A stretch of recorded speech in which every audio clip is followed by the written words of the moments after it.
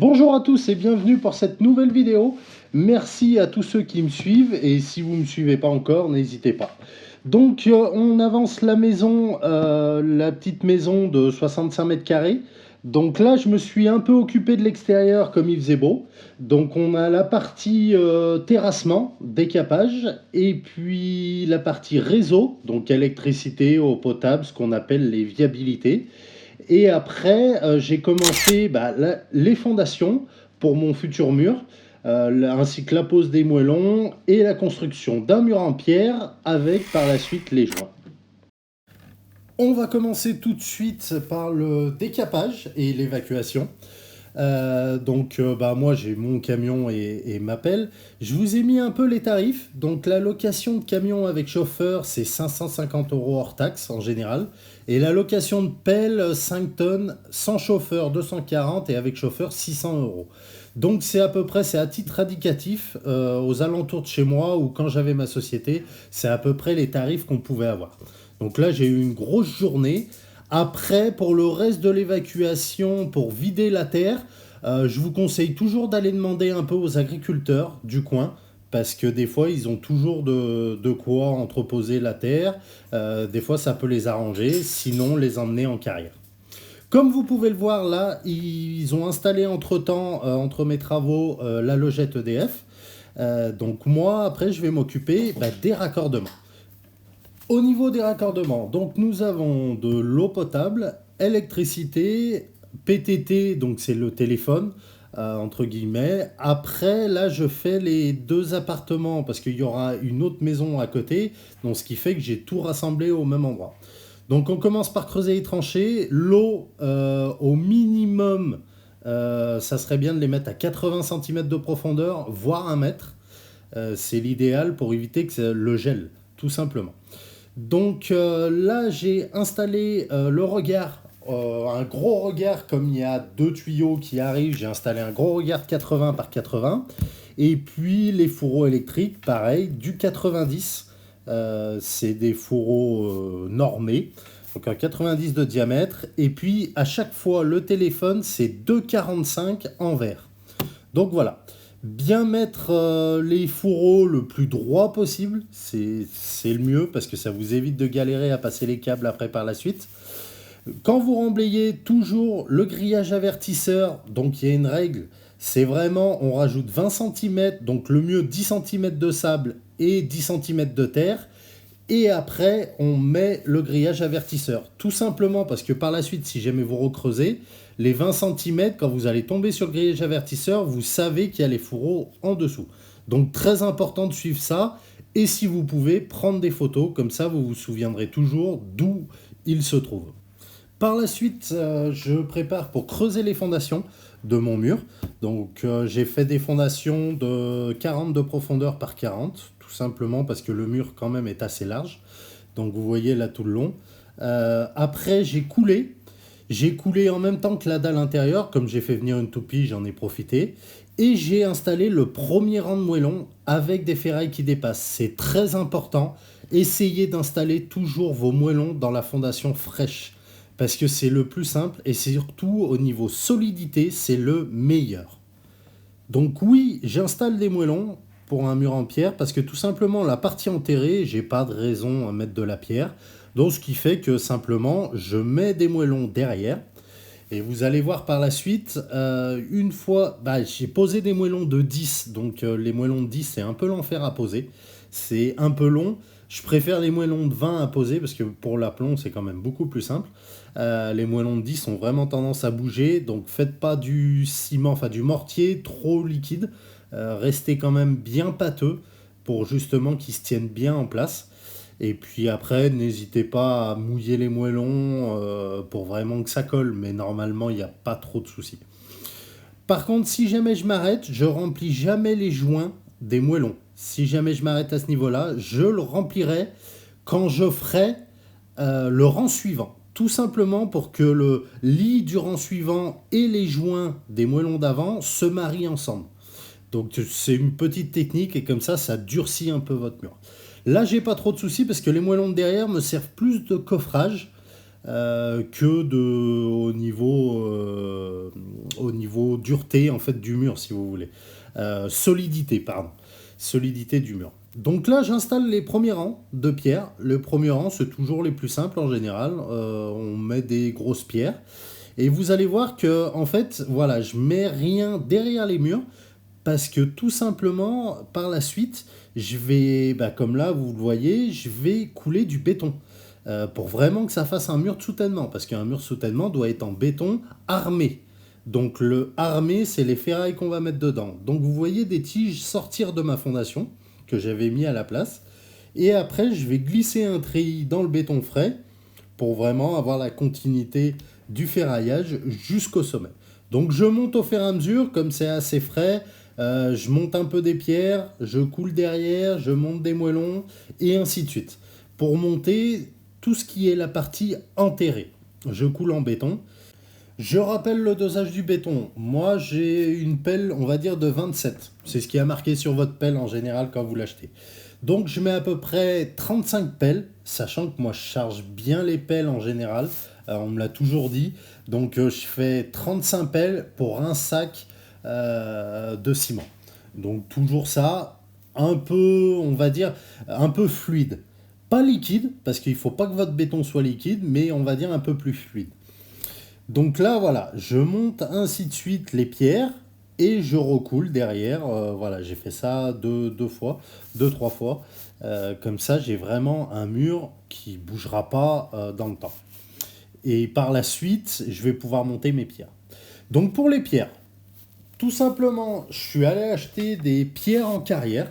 Donc là, j'ai payé, je crois, 28 euros hors taxe la tonne. Là, vous voyez le tas qu'on a, j'ai 15 tonnes et quelques. Donc je suis allé chercher. C'est des pierres brutes. Elles sont pas triées. Elles sortent de carrière comme ça. En moyenne, ils disent que c'est du 25 kg. Je vous garantis pour les avoir portées, il y en a qui pèsent bien plus de 25 kg. Mais voilà, je me prends pas la tête là-dessus. Vous avez des endroits où vous pouvez trouver des pierres qui sont déjà taillées, qui sont déjà triées. Et pour ça, vous serez obligé de débourser un peu plus. Ça serait aux alentours des 100 euros la tonne, parce qu'il y a quand même du travail fait dessus. Tandis que là, c'est du brut. C'est simplement passer dans une machine pour enlever tout ce qui est sable et tout. Et après, par la suite, moi, je les pose directement comme ça. Je ne les retaille pas. Par contre, ça m'oblige à faire des joints assez larges. Si vous voulez avoir des joints moins larges, il faut à tout prix les retailler quand même un peu de temps en temps. Mais celles-là, comme elles sont très dures pour les retailler, c'est très compliqué, c'est beaucoup de temps. Donc ce qui fait que vraiment, je les pose comme elles viennent. Si jamais vous avez une pierre qui ne veut pas se poser là où vous avez envie, jetez-la, mettez-la de côté et vous inquiétez pas, vous la reposerez plus tard. Elle trouvera sa place toute seule. Il faut vraiment pas trop prendre du temps pierre par pierre. C'est vraiment un ensemble, un mur en pierre. Donc il faut pas non plus passer trop de temps sur une pierre qui vous va pas trop, mais que vous avez envie de mettre. Il faut pas être trop, on va dire, têtu. Il faut pas être trop têtu avec les pierres, il faut les laisser prendre leur place toutes seules.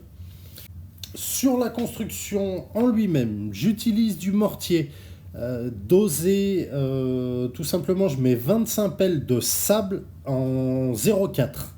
Du sable lavé à maçonnerie en 0,4 pour un sac de ciment. Donc 25 pelles pour un sac de ciment. Pas trop liquide, faites-le bien pâteux pour qu'il tienne vos pierres. Parce que si jamais vous avez des pierres un peu bancales et que vous avez des joints qui coulent, ça va pas aller. N'hésitez pas à bien charger sur le devant, évitez de salir au maximum la face qui va être visible. Vraiment, parce que sinon vous allez galérer à la nettoyer. Donc on utilise ce mortier, pierre par pierre, vous les fixez et là, vous voyez, j'ai deux faces. Donc forcément, je remplis tout au mortier jusqu'au sommet. Essayez de garder des pierres plates pour le sommet. Comme ça fait toujours un peu plus propre. Là, j'ai un mur, il fait 1,30 m de hauteur. Donc tout le long, je vais garder ça, tout simplement, parce que comme vous avez pu le voir, là, je suis au niveau de la logette. La logette était fixée à 1,30 m, mais même ce que j'avais à peu près décidé. 1,30 m. Si jamais vraiment, après, par la suite, le mur fait un peu bas, on rajoutera du grillage sur 80 cm de hauteur par la suite. Mais bon, ça va être à peu près 1,30 m dans tous les cas, de partout, pour vraiment qu'il soit horizontal. Donc on prend pierre par pierre, on les cale. Vous voyez, de temps en temps, je mets un peu des morceaux de bois pour les tenir, pour le temps que ça prenne. Une fois que ça a un peu pris, votre ciment il a durci, vous allez gratter les joints. Donc avec une lampe de chat, tout ce qui déborde un peu, vous allez y gratter. Pour creuser à peu près sur 2-3 cm, voire même 4 cm à certains endroits. 3 cm c'est déjà pas mal. Vous allez creuser vraiment votre joint pour après pouvoir mettre de l'enduit par la suite. Sauf si jamais vous laissez en ciment jusqu'au bord. Donc là, vous nettoyez juste les pierres.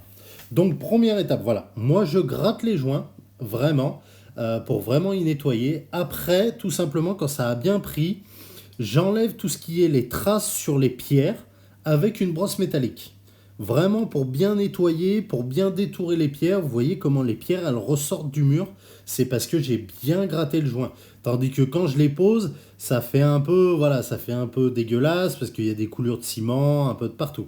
Tandis que là, voilà, après, une fois que ça a tiré, je viens gratter un peu les joints pour vraiment aller chercher l'épaisseur qu'il me faut pour mettre le joint après par la suite. Donc ça sera un enduit à la chaux que je vais faire par la suite. Et en plus, ça dégage bien les pierres pour vraiment les nettoyer au maximum. Donc je continue là tout le long, vous voyez, là j'arrive quasiment au bout. J'ai fait une petite partie de mur que j'ai pas forcément filmé, mais vous le voyez après par la suite. Donc après cette étape, vous laissez tirer un peu. Je conseille de laisser tirer au moins une semaine, 15 jours. Et après, vous allez pouvoir faire les joints. Donc les joints, moi, j'ai pas pris de mortier à joints parce que je trouve ça cher. Je vois pas l'utilité. J'ai simplement pris du sable 02, de la chaux blanche qu'on mélange. Donc c'est à peu près, je mets 40, enfin entre 35 et 40 pelles de sable 02 lavé pour un sac de 35 kg de chaux blanche. Donc tout simplement, la chaux va ressortir un peu le jaune et le beige du sable que vous allez mettre. Donc voilà, je brasse ça. Là vous voyez, j'ai fait qu'une seule et unique bétonnière avec le dosage que je vous ai donné. Et j'ai réussi à faire l'intégralité du mur, enfin de cette face du mur avec. Donc j'ai une petite machine, on arrive à la trouver facilement. Je crois qu'elle vaut 250 €, quelque chose comme ça. Je l'ai acheté il y a déjà quelques années. Je crois que ça fait 3 ans, 3 ou 4 ans que je l'ai. J'en ai fait un paquet de joints. Donc c'est une petite machine toute simple avec un cône, une vis sans fin, où vous mettez votre mortier dedans et derrière vous mettez votre visseuse pour pouvoir remplir les joints. Donc voilà, on remplit à droite à gauche. On essaye aussi au maximum, comme pour le ciment, de pas tacher les pierres. Donc vous voyez, là j'ai bien rempli. On a un mur qui est rempli, qui est lisse. Donc après, par la suite, il va falloir laisser tirer. Donc un premier temps, quand ça tire un peu, j'enlève le plus gros à la truelle, à la langue de chat. J'enlève le plus gros sans creuser le joint. Vraiment pour être à ras les pierres et enlever le plus gros. Et après, on laisse sécher. Alors, la particularité de la chaux et du sable comparé à un mortier joint, le mortier joint, il faut que vous fassiez à tout prix dans la journée. Quand vous achetez des produits spécialement pour les joints, il faut y faire dans la journée parce que c'est vraiment un produit qui tire rapidement.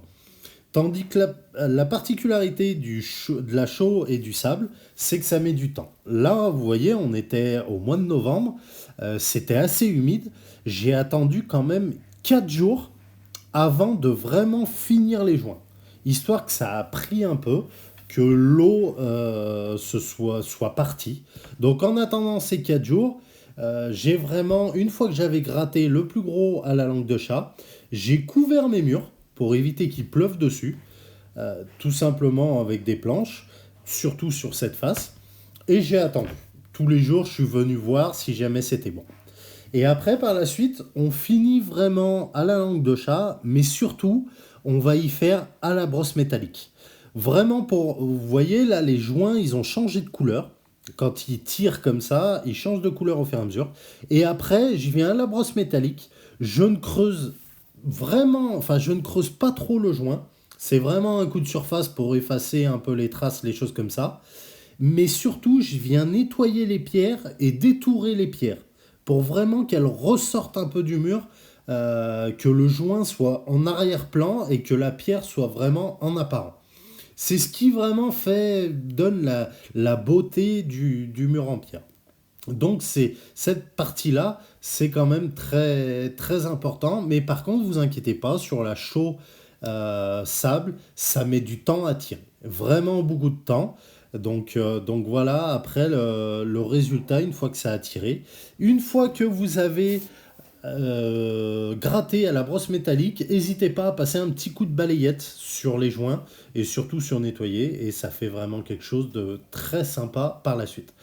J'espère vous avoir donné toutes les clés pour réaliser vos murs en pierre. N'hésitez pas à vous abonner si ce n'est pas encore fait et surtout à laisser des commentaires où je pourrai y répondre volontiers. À très bientôt pour de prochaines vidéos, j'espère la semaine prochaine.